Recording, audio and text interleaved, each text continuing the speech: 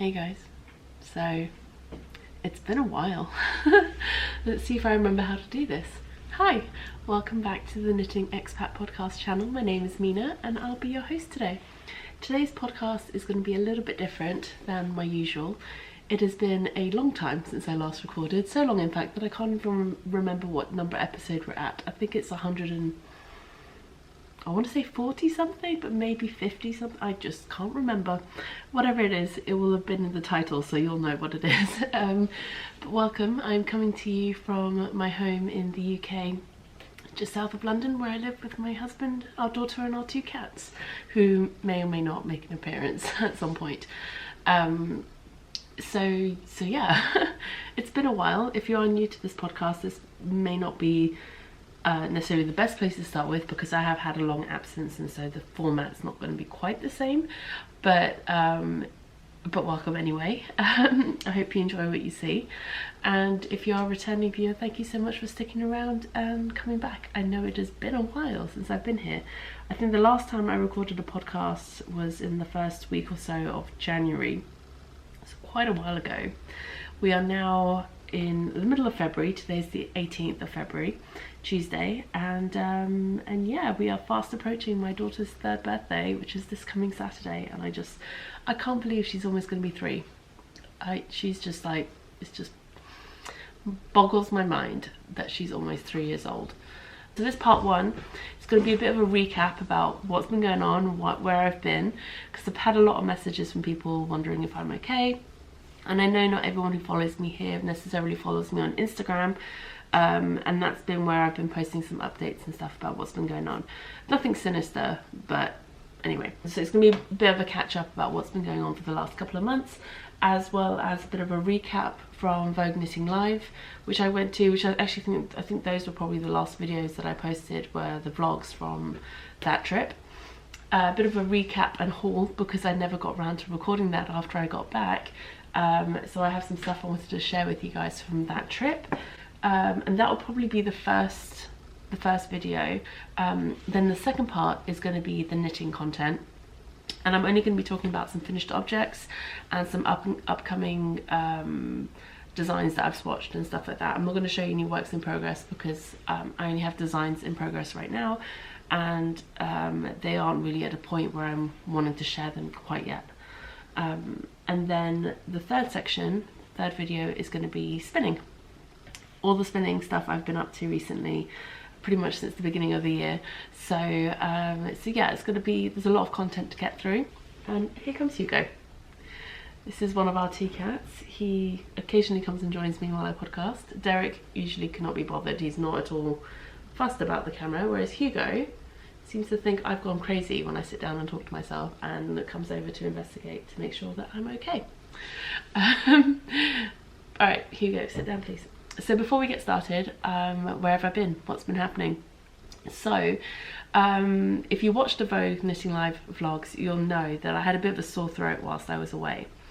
And then once I got back, that first week after I got back, I was really out of sorts. Like, I wasn't really myself. Jet lag hit me really hard, and I still had a bit of a sore throat and a cough, which is not unusual for me. I'm very prone to sore throats. And literally as soon as I got back, Perry left for New York for his work trip. It just happened this year that they were back to back. And then yeah, he got back and I was feeling okay, not 100%, but I just assumed it was still the jet lag or just getting over the trip. And the week after he got back, I did my big de-stash that I'd been planning on doing on Instagram. So I did that, and then basically the day after I posted that de-stash, I really wasn't feeling great. Again, nothing that I was too concerned about at that point, nothing beyond normal, like general feeling unwell, feeling a bit under the weather sort of thing. And then Friday came round, and Friday is usually my day, it's one of my days with Layla during the week where she doesn't go to nursery. So she goes to nursery like 3 days a week, and she stays at home on Mondays and Fridays with me, so we get to do stuff together. And I'd planned to take her out that day. I'd already made arrangements with my sister-in-law and her little boy, and we had plans basically. And I woke up in the morning and I was like, I can't get out of bed. Like, I'm really not feeling great at all. Like, I was feeling like death at that point. Unfortunately, Perry had planned his day based on the idea that I wasn't going to be at home with Layla. So he'd planned some work calls all morning, and now his office is actually in our bedroom. It's just the way our house is set up. And so he literally had to drag me out of bed. He was like, you need to go upstairs. I'm like, but I'm so sick. Like, I literally should not have left bed for 3 days. But I dragged myself upstairs. He'd set the sofa up for me with a duvet and pillows and all sorts, and I stayed upstairs with Layla and kept her as entertained as possible whilst trying to sleep. She thankfully, I will be honest, Layla was amazing throughout this whole thing. She never really complained and was very understanding, and especially that Friday, she kept herself entertained. She watched a huge amount of Peppa Pig, which, considering how sick I was, I don't mind. And kept herself entertained, just colouring at the dining table, watching her Peppa Pig. I think I managed to drag myself off the sofa long enough to go get her some food for lunch and put that in front of her on the table, and she was very, very good. And after a while, once she was done with that, she went and grabbed some books and came and snuggled with me on the sofa, and we read books together and stuff like that. Like, basically, she was very understanding that I wasn't feeling well, and she kept asking me if I was okay and stuff like that. So yeah, basically very understanding child. And yeah, I thought I had the flu. That's what I thought it was. I just thought I had the flu, and I was just really unwell. Ended up having to cancel most of my plans for the weekend because we'd had plans.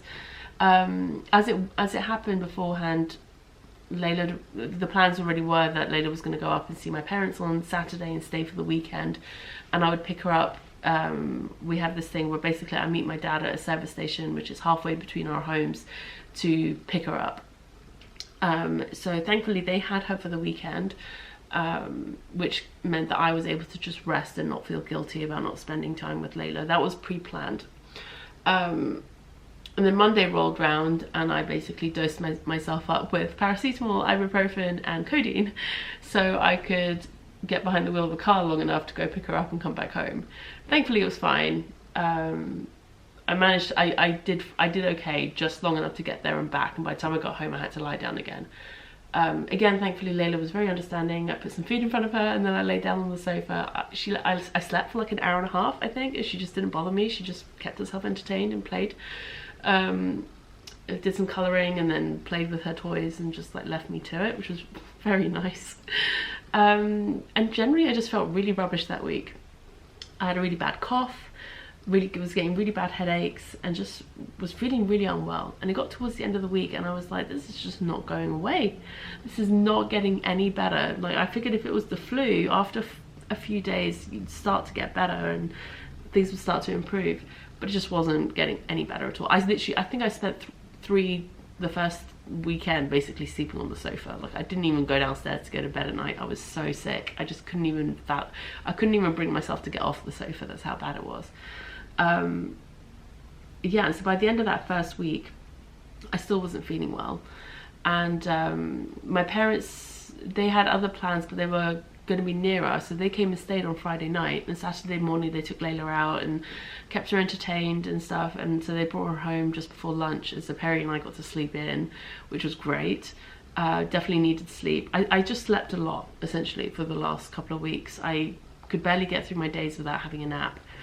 And then it got to last Monday, so just a week ago, and I was like, I'm still really sick, I'm still not feeling great. So I phoned up and I got an emergency appointment to go see the doctor, because I was like, it's been over a week now, close to 2 weeks, and this is just ridiculous. So I went in to see the doctor. Actually, I saw the nurse, and she was amazing. I really liked the nurse at our practice, and she did an examination, and turns out I had a chest infection, a sinusitis, so like a sinus infection, and probably also had a viral cough as well on top of all that. So I had a triple whammy of illnesses. So Layla and I headed off to the pharmacy, picked up some antibiotics, and then basically came home and I curled up on the sofa again. The antibiotics started working, I started to feel much better, but I was still getting really bad sinus headaches. And so for the most of last week I was having to take painkillers every day, and most days needed a nap just to get through the day. And then I think Thursday think Thursday or no, I think Sunday or Saturday was probably the first day that I didn't need to take any painkillers all day, which was amazing. But because I was still feeling unwell, my parents had offered to take Layla this weekend as well. So we took them up on it, knowing that I probably still needed to recover, and Perry had picked up so much of the slack whilst I wasn't able to do anything. He essentially had to do everything, as well as look after me on top of it. So I drove Layla down to meet my dad on Friday, and so yeah, my parents had her for the weekend, and I went and picked her up yesterday.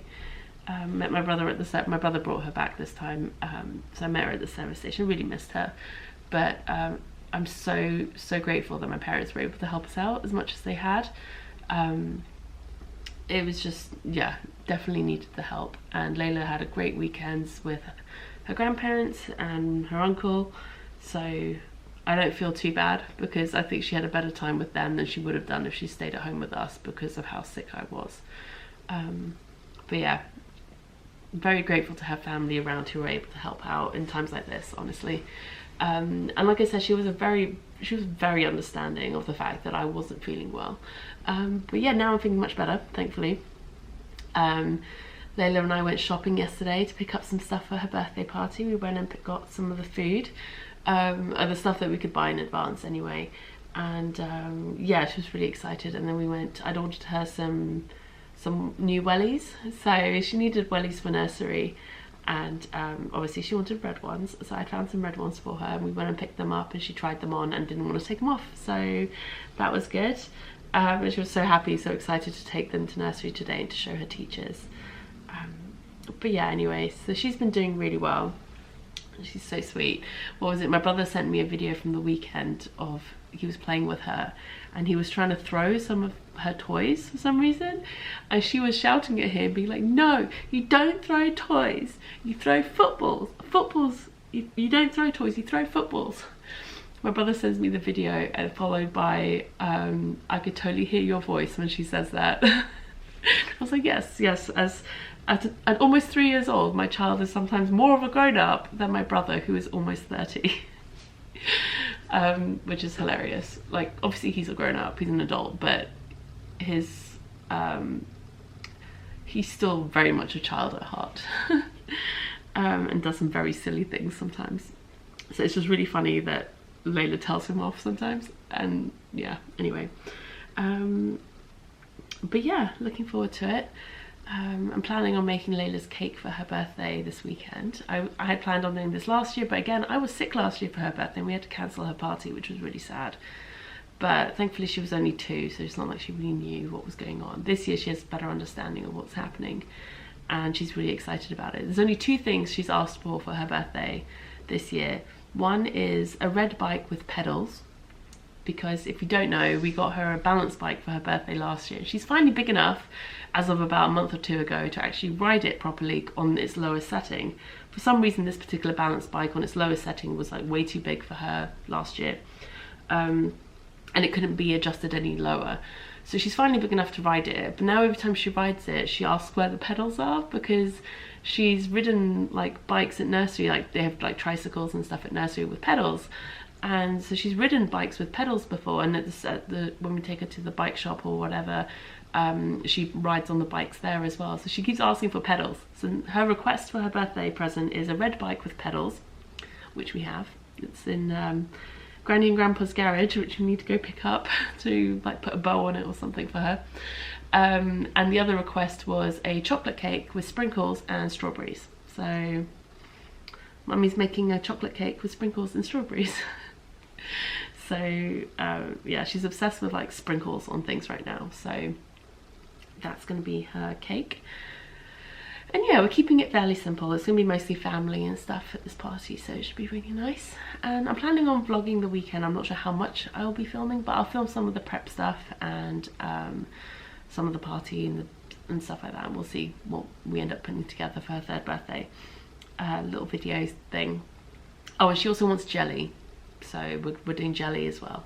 So those are really like minimal sort of requests from a 3-year-old. But yeah, anyway, that's basically what's been going on. I've just been very sick. very sick. I have not been this sick in, I can't even remember how long it's been since I've been this sick. I wasn't even this sick when I was pregnant. I didn't have morning sickness so bad. Like, I didn't really have morning sickness. I had a bit of nausea for about a week and that was it. And then I was fine. So I was very lucky with that. But like, I've never been this sick. I'm still recovering. I'm still not 100% recovered yet. Like, my energy levels aren't 100% back to where they were beforehand. I went for a walk to the post office this morning to finally mail out the de-stash packages. By the time I got back, I was absolutely exhausted, and the post office is only like a 5-minute walk away, if that even. So I'm still recovering, but getting there. Okay, so on to the Vogue Knitting Live sort of recap thing. Like I said, if you've watched the vlogs, then you'll have seen basically what happened. It was a really lovely weekend. I wish I'd had more time to catch up with people and spend more time with people, but the time I did have and the time I was able to spend with people, I really enjoyed. And yeah, it was great again to see friends old and new, people who I had only talked to online, people who I had met for the first time, people I'd met for like the 5th or 6th or 10th time. It was just a lot of fun. It was a really nice weekend, and honestly, it's so long ago now, I can't remember all of the little details. That's kind of why I really hoped to have filmed this before. I had actually originally planned on filming this pretty much as soon as I'd gotten back, but like I said, I wasn't feeling great that first week. Okay, Hugo, you're gonna have to go. You're being very distracting. Because I was so like out of it that first week with jet lag and not feeling great and stuff. It just kept getting pushed back, and then I got sick, and then it just never happened. Anyway, so you guys are interested to see what I got, I'm pretty sure. And the lighting is just getting, okay, no, it's adjusted. The camera was getting blown out and I wasn't sure if I had to adjust it. Okay, so this bag is most of my haul from the weekend, and I say haul loosely because I didn't actually buy most of the stuff in here, so I will explain. First up, this was some stuff that was in the goodie bag that we got as teachers. The thing that I really liked was the pin that came in it, the Vogue Knitting Live pin. This one was designed by Shelley Cam, so I thought it was really cute. And then there's a couple of skeins of yarn and some other little notion-y goodies, some needles, gauge ruler and stuff like that. I'm not gonna get into the details of that right now. And then I only got yarn from a few places. I mean, I just got stuff from a few places. I picked up 2 sweater quantities, which were yarn support for upcoming designs. And I actually have swatches for those, which you will see in the knitting portion of this video. But I also picked up some fibre. So I picked up Fully Spun. If you don't know Fully Spun, Brooke is amazing. She's so lovely. She basically does yarn. She creates mill spun yarns from hand-dyed fibre. So it gives the effect of a hand spun sort of look. It's all that barber poling, colour mixing. It's really, really great. Really affordable as well, especially so it has the same sort of look and effect as like what's the other one, the other yarn company that's really popular right now? Oh, I'm actually blanking on the name of the company. This is actually really bugging me now that I can't remember the name of the company. But I'm pretty sure all of you are yelling at your screens right now what it is. Anyway, you know. So she does yarn like that, in that sort of style as well. And I've loved her yarn. I have designed with her yarn in the past, and I will be doing another design out of her yarn soon. It's on its way, which I'm really excited about. But she started selling these little fibre bundles. And she calls them, these little ones were called colour bridges. So they're 1 ounce each, so really small little bundles of fluff. And it's a mix of superwash merino and superwash merino nylon, so the fibre content is a bit mixed.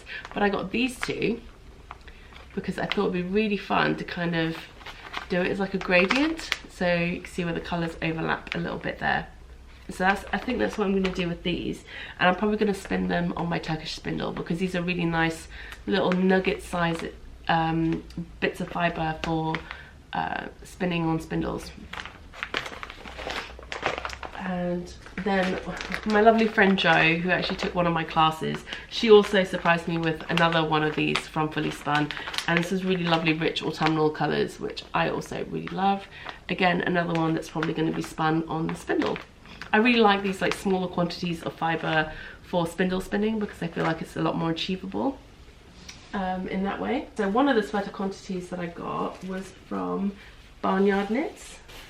So I picked up these 2 colours, and I actually have one more skein of each colour which I've already wound up to swatch with. So the darker colour is Campfire, and the lighter one is Cabin in the Snow. So I kind of think they go really well together. Cabin in the Snow and the Campfire kind of seems very fitting. And it was really funny because I went over there, I was chatting with Kim, who's the dyer, and these are all on her DK base, 100% superwash merino. And I picked up the Campfire initially, and I was trying to pick between this and a different colour. And she said to me, "You got a sock skein of this a couple of years back at VKL from her that I knit my brother a pair of socks out of." And I was like, how did you remember that? Like, obviously I remember that, and I did, and he loves those socks. But I was so surprised that she remembered that I knit my brother socks out of a yarn that I got from her like years ago. But anyway, so that's really fun. And so these are to go together for a upcoming design project. Like I said, I'm thinking a cropped kind of cardi, I think cardigan is what I was going for with this one, but we'll see what it turns out to be exactly. I've just watched for it, I haven't fully fleshed out the design idea yet. The other sweater quantity that I picked up was from Loop. Now if you remember,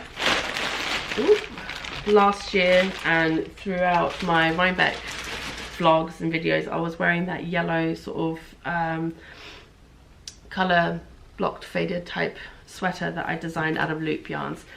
Now one of the colourways in particular that was like one of the main colours in that sweater, she no longer does that colour anymore, and I wasn't 100% happy with how that sweater had turned out in terms of its fit and stuff like that. And I realised that was one of the things that was making me stall on actually writing up the design, was that I wasn't 100% happy with it, and I kind of wanted to re-knit it.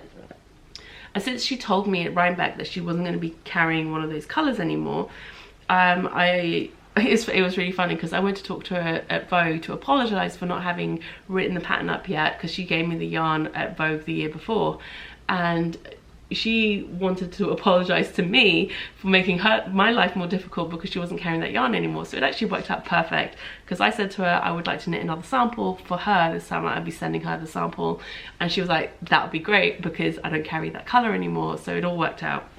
So I had her help me pick out what colours she would like, because this is obviously going to be for her, and this is what we came up with. And we decided to go with a, sorry if you can hear that, it's the coffee machine turning off, to go with a gradient of this kind of like beigey greys and add a pop of colour. And I really love this like rusty orange with this sort of more neutral background, because we were looking at some of the samples she had in her booth and realised she didn't have any samples in this neutral sort of palette, and I really like the idea of adding a pop colour. And I have an extra skein each of these two because I think I'm going to need 7 skeins in total for this sweater. It's worsted weight, so it's 220 yards and 100 grams. All of them are the same weight. 100% extra fine merino, and this is her yin yang yarn, so they come in like sort of pairs. So this pair is called Between a Rock, a Hard Place, and then these two are in this order, I guess. Damned if you do, damned if you don't. And this one is just called Above, and I guess there was another one that went with it called Below or something, but we just went based off of the colours. And I like the idea of putting that pop between the last two colours. I think it works well there. Anyway, so that will be coming soon. I've also swatched for this one, so I just need to sit down and work on the maths, and that will be ready to be cast on and then go out to testers.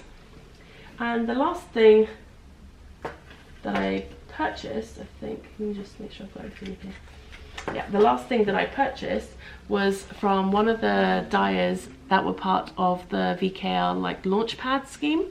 I heard of the launchpad scheme on Instagram, And obviously when VKL were promoting the event, I heard about it then as well, but I never really, I mean, and I understood the purpose of it. They were trying to support smaller indie dyers to like help grow their business and giving them access to an event like VKL at a reduced rate or whatever, so they can vend and get the experience of vending at an event like that, which I think was great. But it was actually only when I got there and got to like chat to some of the dyers and the vendors that were part of the Launchpad scheme that I actually really understood like how detailed the scheme was and how much help they really got. And I thought it was amazing. It was a really good idea, and it really helped these businesses a lot, from what I understand from the conversations I had with the people. You know, they really, like, they gave them classes on like business management, finances, all sorts of stuff, and like how to run their business effectively and efficiently. And I think that was amazing. I think it's a really good resource, and I'm really glad they decided to do that, and I hope they decide to keep doing it. So I'd gotten chatting with Eva of Seismic Yarns, and her yarns really stood out to me because they were really rich, saturated tonals, like dual tone tonals that really spoke to me. And she had them all set up in like a rainbow, which immediately drew me to her booth, and I was like, ooh, pretty yarns. Anyway, she was one of the ones that I really got to chat with properly, and she lives in California, like San Francisco area, and we got chatting just in general about life, about stuff, about yarn, all sorts of things. Anyway, I ended up doing the rounds and I came back and I had to get a couple of skeins from her. So this was actually the only yarn I bought at the event, and yeah, really happy with these two skeins. I have an idea for a design for these. And so these are on her Seismic Butter Sock, which is an 85-15 superwash merino, superwash extra fine merino and nylon blend, 437 yards in 100 grams. And the purple is Roasted Ube, and the grey is Carl the Fog, sorry, which is part of her San Francisco collection. So she has a whole range of yarn colorways based on San Francisco, and she was explaining some of the history behind some of the names and stuff, and it was really interesting to hear that. But yeah, hopefully I'll get to see Eva again at some point at another event or at another time, because it was really lovely getting to chat with her and her husband, and I'm so glad that she and the other vendors as part of the Launchpad scheme had the opportunity to do that and to vend at VKL. So that's everything I got at VKL from the event and that sort of thing. This other bag that you see here was from a swap that I did with Mars, who is Hey Brownberry online. She has a podcast, she's prolific on Instagram, and yeah, she's an all-round awesome human being. We had a chat and I said to her, look, if you ever want to do a swap between friends, I would love to do a swap with you, because I think it'd be really fun, because we know each other and I feel like we have a good understanding of each other's likes and dislikes when it comes to fibres and stuff like that. And so we did a mainly spinning related swap, and she was also really sweet and included a lovely little package for Layla, which she loved. She loved the little sweets in it, and she's very good. She's very good with like treats and sweets and stuff. She'll you know, if we tell her that you can only have one or two and you got to save the rest for later, she'll be like, okay. Like, she'll just take a couple and then be like, I'll have the rest later. She really understands that concept of later, which is good. So she loved those, and she loved the little Mars made her a little like drawstring pouch, which she absolutely loves. And she also included a few like nuggets of red yarn, as well as this skein of red yarn for Layla. The yarn is beautiful, the colour is beautiful, clearly Layla is obsessed with it. So there was a couple of nuggets of leftovers of this in the bag as well. So she immediately asked for needles and wanted to do knitting, so we cast her on a few stitches, and she's been like loving pretending to be knitting. Every time she sees me knit now, she's like, where's my knitting? Where's my knitting? She does this, she's like, where's my knitting? And then runs around in circles trying to find her knitting. I'm like, honey, it's right there. And the bag hangs off her scooter handlebar and it lives there now. Just like, she takes the scooter out, she's like, where's my bag? My bag has to be on my scooter. So Mars, she loves it. She loves the bag, she loves the yarn, she loves the knitting. And yeah, so thank you very much for that. And I will probably turn this into a hat or something for her, because yeah. Anyway, the rest of the package was full of goodies for me from Mars, which was just beyond epic. So first up we have 4.9 ounces of just beautiful Rambouillet fibre, which is one of my favourite fibres to spin. It's like a really soft, it's sometimes called the French merino, the Rambouillet, so that gives you an idea of how soft it is. And then there's this 2.2 ounces of Rambouillet, which was hand dyed by her daughter Adachi. I'm sorry if I mispronounced the name, but I'm pretty sure that was right. And it's dyed to look like the earth on a globe, so there's lots of greens and browns and blues, and I think this is just going to be absolutely beautiful. And then there's this one, which is 2 ounces of a Lincoln Corriedale Romney mix, naturally dyed with logwood, so there's a slight sort of purpley grey hue to it, which, again, beautiful. Really lovely sort of like earthy tones.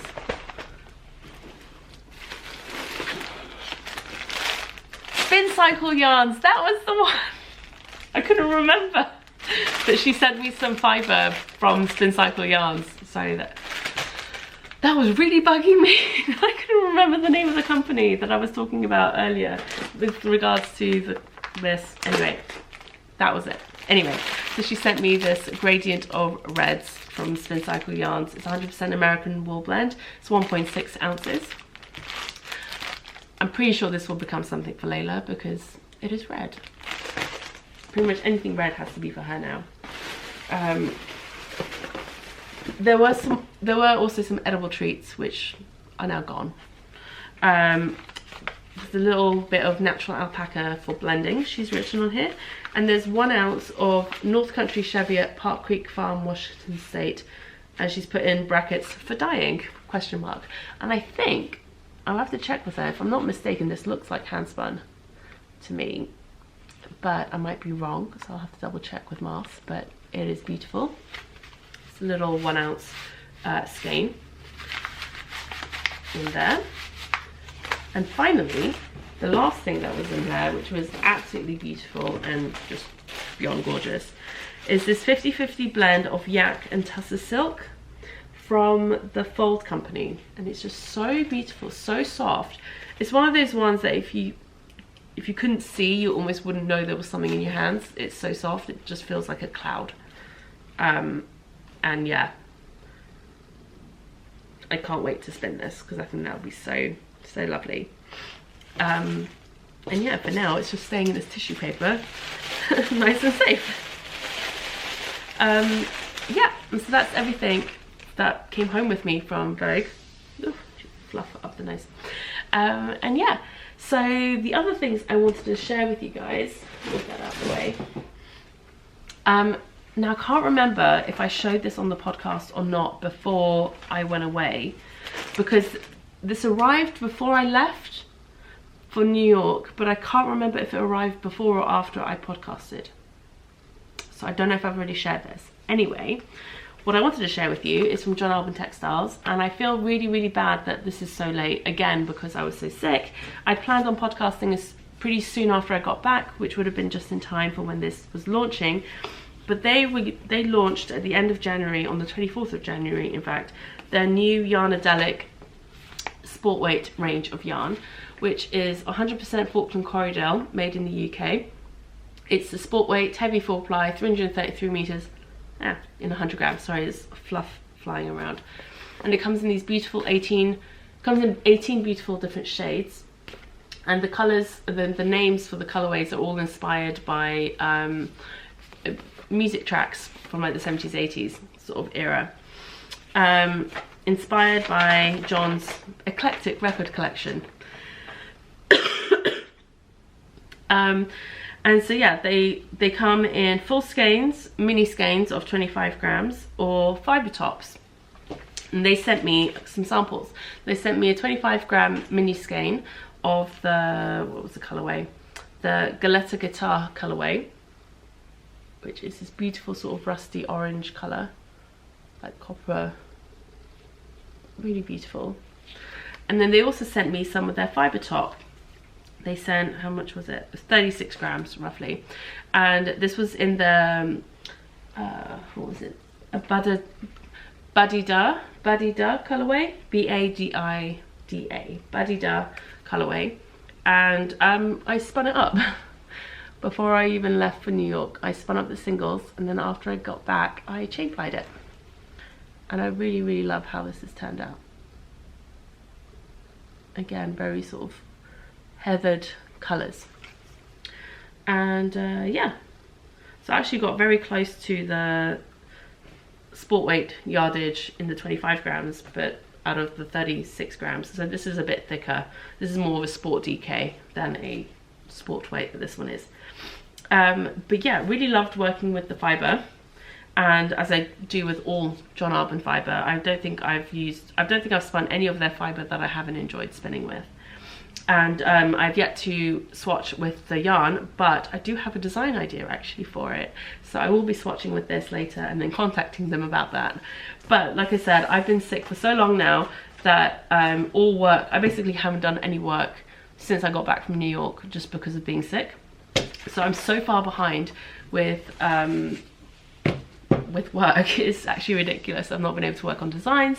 I've done knitting and I've done spinning, but I've not done any like actual computer work, like writing up patterns, doing maths, like putting together design ideas, all of that sort of stuff. Like I've really not done any of that just because I've been so unwell, which is annoying because I enjoy that. That's part of my job that I enjoy. So that's it. That's everything for this segment. I feel like this first section of the podcast is already too long, but we will leave it at that, and I will be back in a bit with part 2, which is the knitting segment.